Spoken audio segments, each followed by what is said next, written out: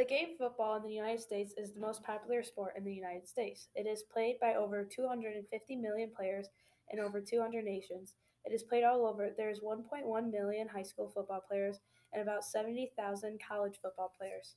Football is also the highest television audience in sports, making it the most popular in the world. The game of football is very important to families. Families can't wait for the day that their kid can start playing football. There are kids that start playing tackle football between ages 8 and 9. But that might not be the best decision for the kids because the game of football also can come with a lot of injuries and a possible head trauma for the rest of their life. Playing this sport at an early age can really put your child's cognitive development at risk. There are four times where the football helmet is not protecting the brain like we think it is. 9 to 12-year-olds that play tackle football in an organized league are estimated to take between 240 to 585 hits to the head each season. This is so many times that a child's brain has a chance of getting brain damage. 240 hits to 585 hits in only one season is a lot. Just imagine how many hits football players take to the head in their whole football career. At ages 9 to 12, the brain isn't even fully developed, according to the University of Rochester Medical Center. The brain isn't even fully developed and won't be until age 25 or so. There have been NFL players that have discovered chronic traumatic encephalopathy CTE in their brains, and after the players retire, some of them experience depression, amnesia, and dementia. The suggested age for football or to start playing tackle football is age 14. The most common injuries in football is CTE. According to the Time article, CTE is a brain disorder associated with repetitive head trauma. There are many effects from CTE. Some of them are impulse control problems, confusion, depression, memory loss, anxiety, dementia, and impaired judgment. There was a study done on deceased people who had played football at various levels from high school to NFL. Previously mentioned from the time before in the Time article states that they diagnosed CTE in 87% of the players, and among 111 NFL players, 90% had CTE. The high schoolers included in the study tended to have mild disease and already in college, and semi-professionals had various symptoms. In this picture from brainandspinalcord.org, you can see where having CTE affects your brain. Already in high school, the players are starting to have symptoms, diseases, and damage done to the brain.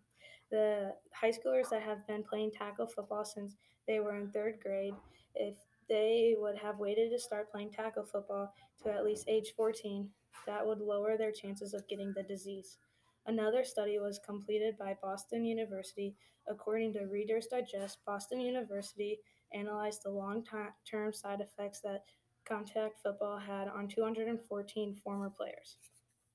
Out of the 214 players, 68 played in the NFL, 103 played through college, and 43 played through high school.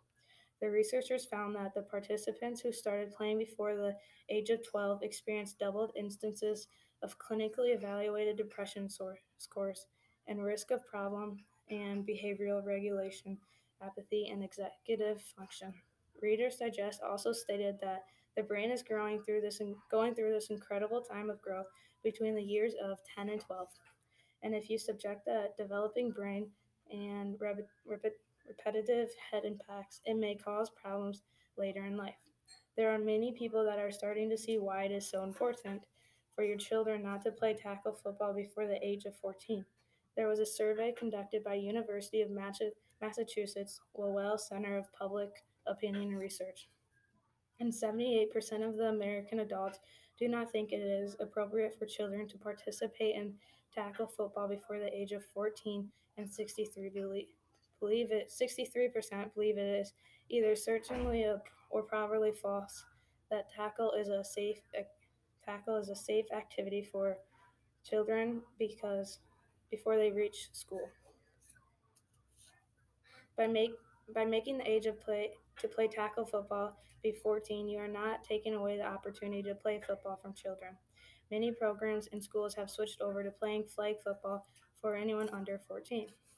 A report from Ford stated that flag football can be still include all of the crucial elements of football, such as strategy, kicking, passing, running, and even the end zone celebrations, with one key difference.